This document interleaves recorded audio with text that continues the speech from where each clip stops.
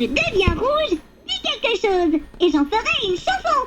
Allons-y. C'est la FAQ numéro 2. La FAQ numéro 2. La FAQ numéro 2. C'est la FAQ numéro 2. Bienvenue tout le monde. Ça me fait bizarre de pas avoir de casque sur les oreilles, du coup je mets un casque sur les oreilles. J'ai fait des stories Instagram et Snap et je vous ai demandé de m'envoyer des questions anonymes. Du coup bah c'est parti, je vais un peu dépouiller tout ça. Avant de commencer, j'aimerais vous dire merci à tous ceux qui m'envoient de la force, qui n'ont pas posé de questions mais qui m'ont dit j'adore ce que tu fais, je suis ton plus grand fan, ta plus grande fan, ton plus grand fan, ta plus grande fan. Vraiment merci beaucoup pour tout le soutien que vous m'apportez, ça fait 4 ans, c'est aussi la FAQ des 4 ans. Donc c'est parti. Alors, question numéro 1. Comment vois-tu l'avenir sur Internet après 4 ans de création de contenu? Eh ben, j'en sais rien parce que c'est très instable en fait. C'est les joies d'Internet, c'est que à mon niveau, c'est tellement instable que je n'en sais rien. C'est juste, bah ça marche, je continue. Et puis, un mois après l'autre, un jour après l'autre, et puis on voit, j'arrive à voir déjà dans le mois qui arrive ce qui va se passer. Genre au mois de janvier 2025, bah là, j'en sais rien en fait. Donc c'est vraiment au jour le jour, qui fait aussi que c'est pas le métier le plus facile à choisir, vraiment.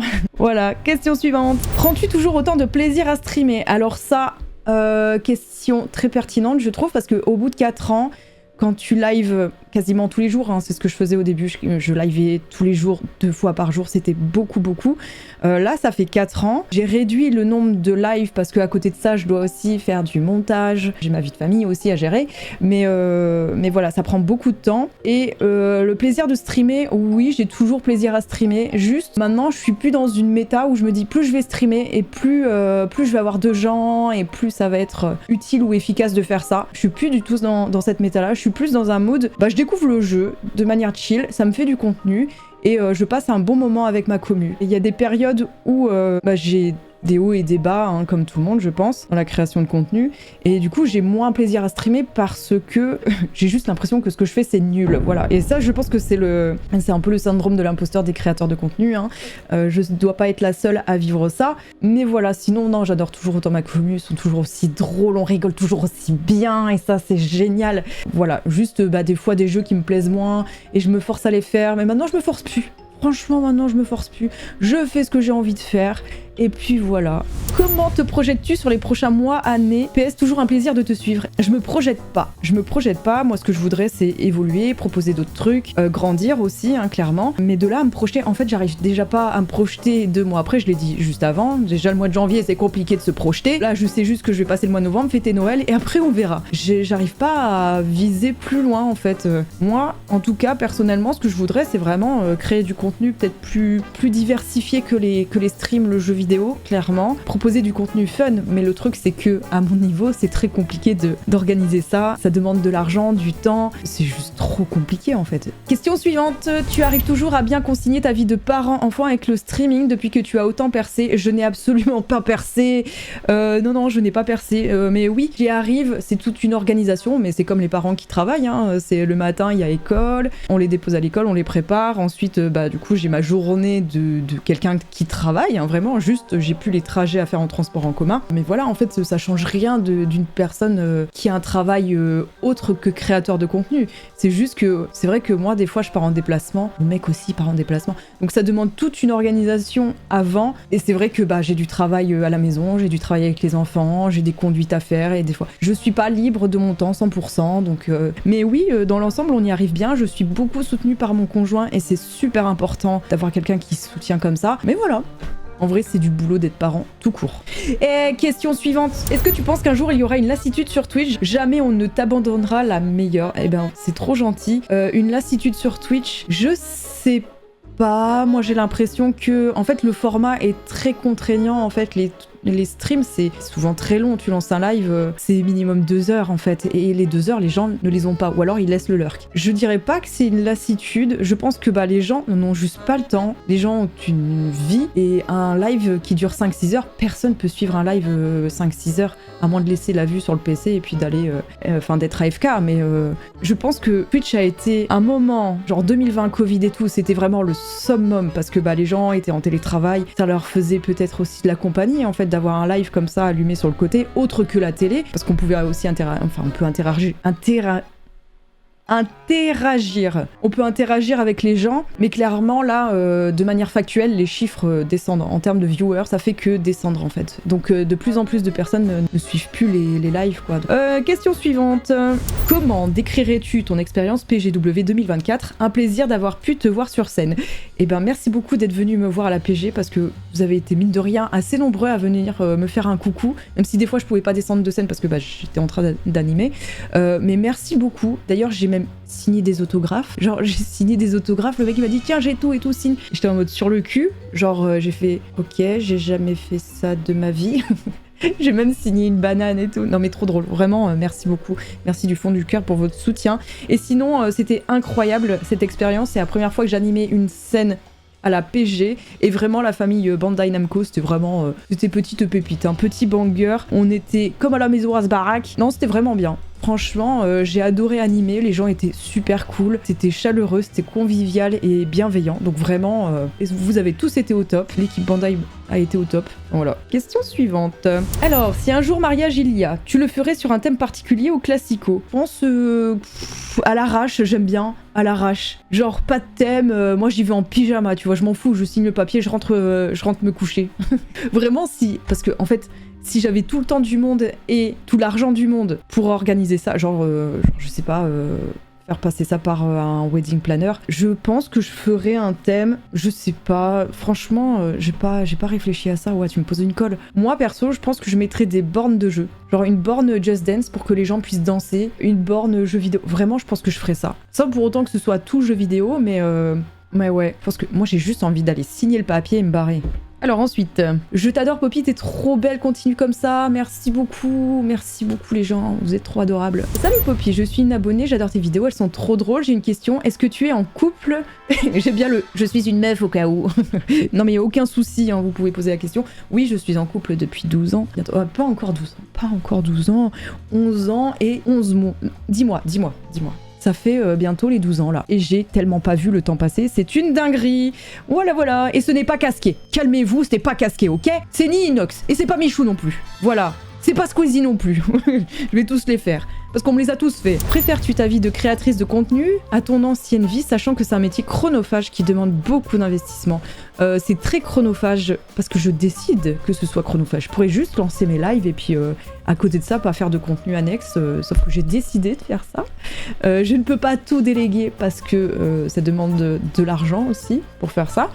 C'est pas opti pour l'instant pour moi. Je préfère tellement ma vie maintenant parce que c'est un métier passion, hein, je fais ce que j'aime. Je bouge beaucoup plus, c'est une dinguerie. Je vais plus à Paris, j'ai jamais été autant à Paris de ma vie. Genre la gare du Nord, je la connais par cœur. Le carrelage, je sais comment il a été posé par cœur. Mais oui, je préfère. C'est pareil, la gestion de mon temps. Je peux gérer mon temps comme je le veux. Je peux partir en vacances quand je veux, sauf que partir en vacances quand on veut, eh bien, ça veut dire ne pas générer d'argent quand on part en vacances, parce que du coup, on peut pas prendre d'OP, on peut pas streamer, on peut pas, voilà. Donc, on peut toujours créer du contenu sur TikTok, etc. Mais encore faut-il avoir le temps de le faire et de le préparer avant de partir en vacances. Mais ouais, avant j'étais dans un travail de bureau en fait, qui était pas mal avec plein d'avantages, mais c'est pareil, prendre le métro et tout, je prends plus les transports en commun pour aller bosser, et ça c'est un gain de temps de ouf, et du coup je suis un peu plus dispo aussi pour mes enfants. C'est-à-dire que avant, quand j'allais bosser et qu'il y en avait un qui tombait malade, c'était alors je dois aller chez le médecin pour avoir une attestation, pour la donner au boulot, pour dire que je suis en jour enfant malade. Là, c'est tout, je stream pas, j'annule mes plans pour la journée et je m'en occupe. Et ça, c'est vraiment appréciable. Question suivante. Qui est ton crush sur YouTube? J'aime bien ces questions. Mon crush sur YouTube. J'ai pas vraiment de crush sur YouTube. Je dirais pas crush. Je dirais quelqu'un que j'estime beaucoup, c'est Amixem, parce que pour moi, je pense que c'est un giga green flag. Genre le mec c'est un green flag. Vraiment, c'est pas un crush. C'est pas un crush en soi. C'est juste des gens que j'apprécie par leur authenticité. Après, je consomme pas tant que ça YouTube, donc je peux pas dire... Même à l'époque, quand j'avais un peu plus de temps et que je créais pas de contenu, je consommais pas plus que ça. Enfin, si un peu plus, mais j'ai pas vraiment de crush. En tout cas, je regardais pas une personne en me disant « Waouh, attends, je le kiffe !» Jamais j'ai fait ça. Est-ce que tu fais un bon salaire avec Twitch et YouTube? Non. Non, clairement, moi, ce qui me rapporte le plus, c'est les OP. YouTube, elle est vraiment timide, ma chaîne, et je ne comprends pas comment faire une vidéo qui marche. La seule vidéo qui a marché, qui a fait 33K, c'est une vidéo avec des filles en bikini sur la Minia. Voilà. Donc non, en Twitch, je me fais en moyenne 400, 500 €, ça dépend des mois. C'est pas fou, YouTube, j'ai activé la monétisation en juin et j'ai fait une seule vidéo à 33K vues. Pas viewers, vues. Donc non, vraiment pas du tout. C'est les OP qui me boostent. Hein. Et c'est jamais sur Twitch. Et c'est jamais sur YouTube. Coucou Poppy, d'où t'es venue l'envie de t'appeler Poppy Lala? Et bah là, je vais vous envoyer sur la FAQ number 1 où j'explique tout ça. Il doit y avoir un truc là que je mets. J'ai jamais fait ça, mais je vais le mettre. Pour vous envoyer sur cette vidéo. À quel âge voudrais-tu te marier?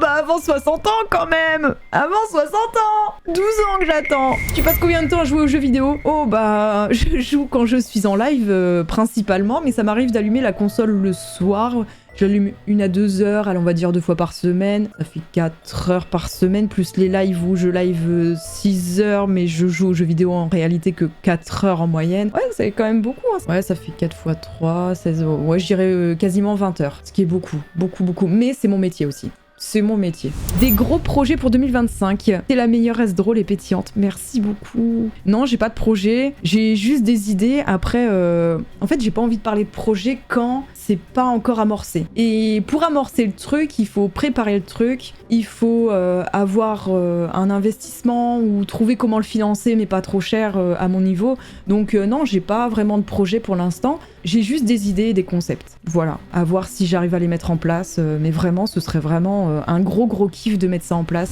Quelle a été ta première voiture? Ma première voiture, celle que je me suis payée 2 mois avec mes sous, c'était une Laguna. Laguna, j'adorais ma Laguna. C'était vraiment la Laguna des années 2000. Il y avait la clim dedans, c'était une dinguerie. 2000, il y avait la clim et t'avais les fauteuils dedans et c'était trop confortable. Quel est ton meilleur souvenir de créatrice de contenu? Oh, j'en ai plein. Je suis allée à Los Angeles grâce à ça, grâce à mon job.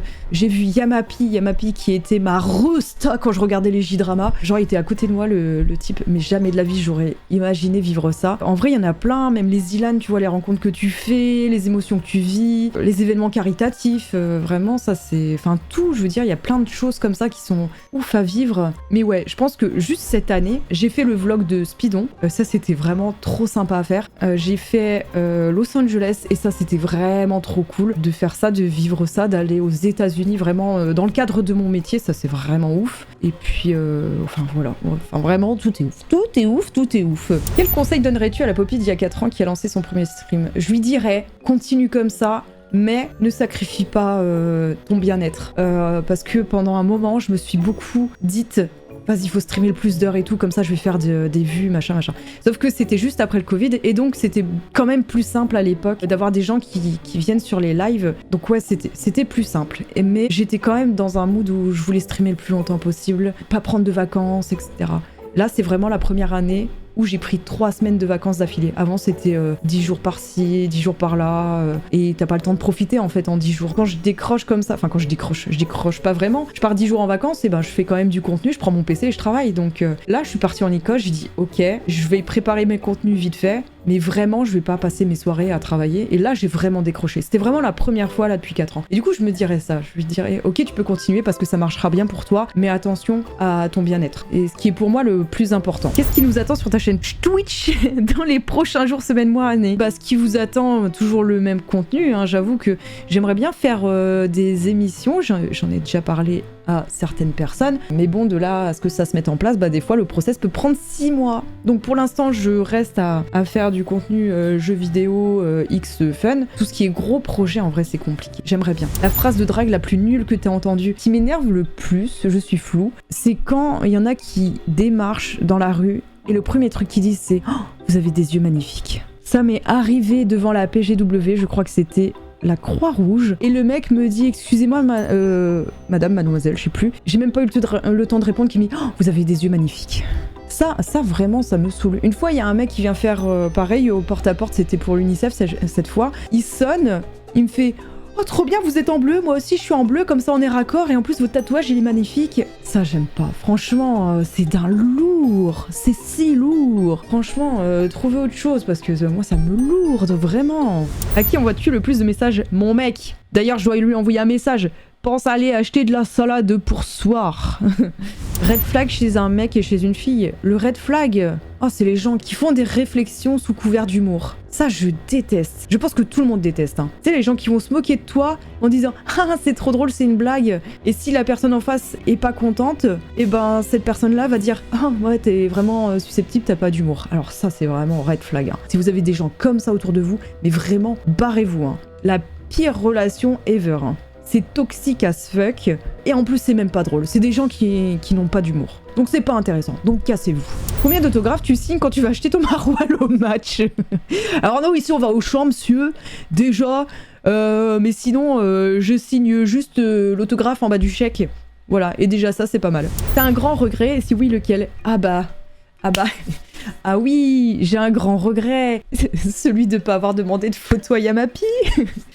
Oui, oui, parce que Yamapi, comme je disais plus tôt, c'était ma rosta quand je regardais des J-dramas. Donc le mec, c'est un acteur japonais. Le mec vit au Japon, il s'est retrouvé en France, je me suis retrouvée à côté de lui. Et moi, qu'est-ce que je n'ai pas fait? Qu'est-ce que je n'ai pas fait? Je n'ai pas demandé de photo. Voilà, c'est tout. Du coup, il y a juste eu un eye contact et un sourire, et c'est tout. J'ai pas eu ma photo. Et je me dis, putain, mais je suis trop... J'aime pas déranger les gens, j'aime pas gêner les gens, j'aime pas m'imposer. Du coup, je ne voulais pas le déranger, il était très sollicité, je ne voulais pas le déranger. Donc je ne l'ai pas dérangé, mais maintenant je regrette. Voilà, parce que je sais que ce genre de planète qui s'aligne, ça n'arrive qu'une fois dans une vie. Voilà. Je pense que... Et ça, je vais peut-être parler aux plus jeunes de la vidéo. Je regrette de pas m'être écouté plus jeune. Parce que s'il y avait des choses qui étaient à refaire, j'aurais fait des choses différemment. Genre, j'aurais trop aimé être au pair, je sais pas, au Japon, au Canada, j'en sais rien. Mais dans un autre pays, j'aurais trop aimé faire fille au pair. J'ai jamais été plus loin que juste regarder. En sachant qu'aujourd'hui, les démarches, elles sont beaucoup plus faciles à entreprendre avec Internet et tout, qu'à l'époque, c'était déjà plus compliqué. Mais voilà, vraiment, si vous avez une envie, écoutez-vous, faites-le. Parce que maintenant, moi, c'est beaucoup plus compliqué. Maintenant qu'il y a les enfants, qu'il y a le taf pour moi ou pour lui, c'est beaucoup plus difficile de faire ce genre de choses. Donc voilà, écoutez-vous et kiffez la life. Hein. Ensuite, je voulais te dire que j'adore tes vidéos. Tu parles ch'ti, tu peux en refaire. C'est prévu, vous inquiétez pas. Quelqu'un te plaît à l'instant? Quelqu'un me plaît à l'instant? Genre maintenant? Poulpi. Poulpi me plaît. Bonjour, de quelle réalisation es-tu la plus fière d'avoir accompli en ces 4 années et aussi le plus gros raté selon toi? Ce que j'ai réussi, je pense que déjà le fait d'en vivre, que ce soit mon métier, pour moi c'est une réussite. Hein. Pour moi, ce serait vraiment la plus grosse réalisation, c'est juste d'en vivre, hein, parce que je sais, on sait, et tous les créateurs de contenu le savent, on discute des fois, on sait à quel point c'est difficile, donc c'est ouf. C'est vraiment ouf d'en vivre. Et mon plus gros raté, j'ai pas vraiment de très gros raté, un truc où je me dis oh putain je me suis cassé la gueule là. Non, j'en ai pas. Et tant mieux, j'ai envie de dire tant mieux. As-tu eu des abonnés un peu trop collants, limite à te faire peur? Oui, c'est arrivé PGW de l'année dernière, quelqu'un qui me collait un peu trop, et du coup j'ai dû lui dire.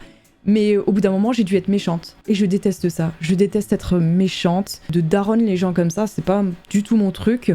En fait, je peux comprendre que on n'est pas la même éducation et du coup, on n'est pas les mêmes standards sociaux. Enfin bref, les échanges, tout ça. Enfin, je sais qu'on n'est pas tous pareils vis-à-vis de ça. Je le comprends très bien, ça. Je le comprends très bien. De toute façon, on est tous différents. On a tous une vie différente, une éducation différente. Voilà. Et je rencontre autant de gens différents, bref. Et en fait, cette personne-là a essayé de me voir à chaque fois à la PG. Genre tout le temps, à essayer de me suivre tout le temps.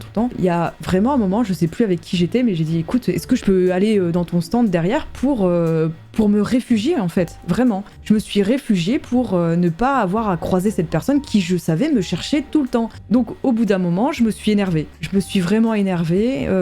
C'était même en fin de journée, donc je pense que j'ai été assez patiente.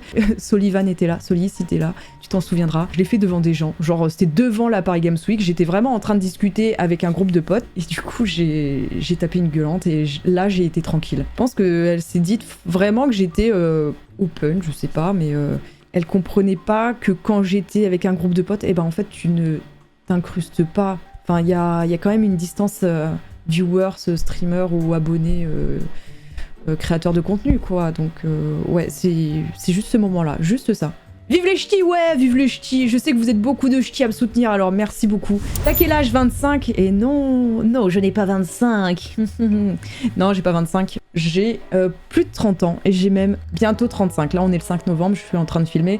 Je fête mon anniversaire le mois prochain et j'aurai 35 ans. Et putain, ça va me mettre une claque là. C'est 35 et après, c'est Road to 40. Ouais, je suis de 89. Quel est ton salaire? Alors, mon salaire, pour l'instant, je vais faire le salaire brut à l'année et je suis très au courant parce que j'ai fait mes calculs genre il y a une semaine. Je suis à 22K brut, ce qui est quand même pas mal. Après, tu convertis en net, ça fait, en sachant que c'est 23% maintenant, je crois que ça fait genre 17 000 net, un truc comme ça. Et vraiment, c'est bien. Vraiment, c'est bien. Je gagne plus que mon taf d'avant, en fait. T'as des frères et sœurs? Oui, j'ai un grand frère qui est très geek et avec qui j'ai beaucoup partagé cette passion des jeux vidéo. Et j'ai 2 sœurs qui ne sont pas du tout dans les jeux vidéo. Voilà, j'ai une grande sœur et une petite sœur. Pas du tout dans les jeux. Donc j'étais très proche de mon frère et c'est mon frère que je regardais jouer à Final Fantasy, etc. Lui-même qui regardait mon père quand il jouait aux jeux vidéo. Voilà, ça se transmet. C'est quoi le moment de ta vie qui t'a fait le plus peur? C'est le moment où on m'a agressé, #MeToo. Je pense que c'est vraiment ce moment-là. Et vous savez, quand on vous dit que la peur peut vous tétaniser, et ben c'est vrai.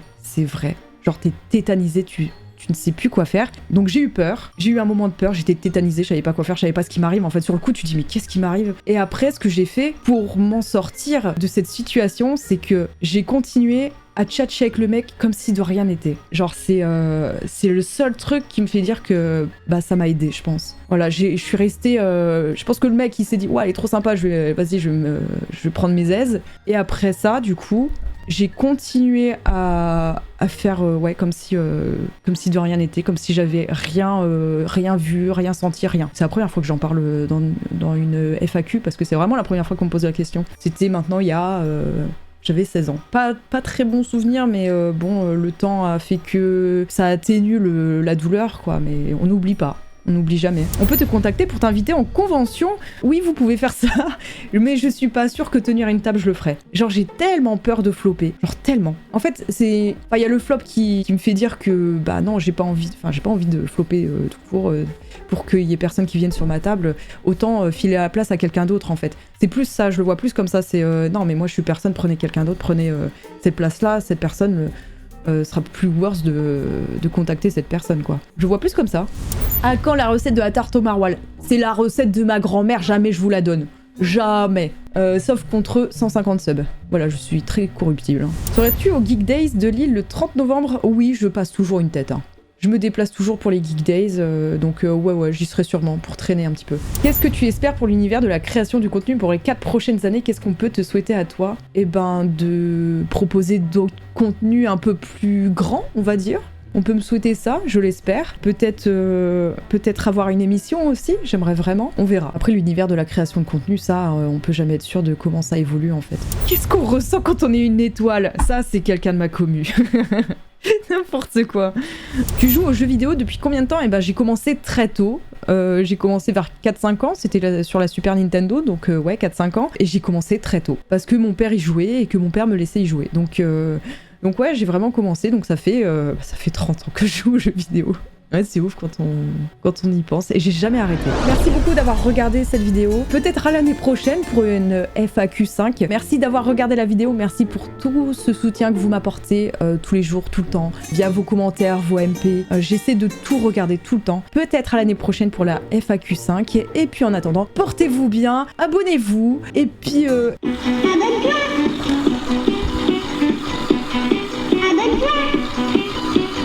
Merci pour cette année, merci beaucoup tout le monde. Peut-être à l'année prochaine ou pas du tout. Et dans ce cas-là, ce serait tellement triste. Mais non, on sera là l'année prochaine, promis. Ciao.